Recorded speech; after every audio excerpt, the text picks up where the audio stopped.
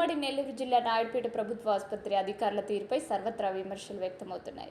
గత ప్రభుత్వం సుమారు 5.50 కోట్లతో సామాజిక ఆరోగ్య కేంద్ర నూతన భవనాన్ని ఏర్పాటు చేశారు. ప్రస్తుతం నూతన భవనంలో రోగులకు వైద్య సేవలు అందిస్తూ వస్తున్నారు. అయితే ఖాళీ చేసిన పాత భవనంలో రోగులు, వైద్య సిబ్బంది ఎవరూ లేకపోయినా యథావిధిగా విద్యుత్ లైట్లు, ఫ్యాన్లను తిరుగుతుండడంపై ప్రజలతో పాటు రోగులు విమర్శలు వ్యక్తం చేస్తున్నారు.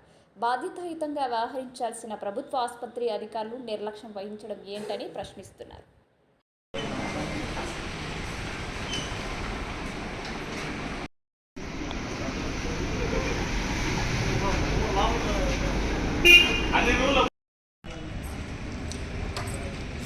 ఎప్పుడు ఆగిపోతే వీళ్ళు మళ్ళీ కాదు.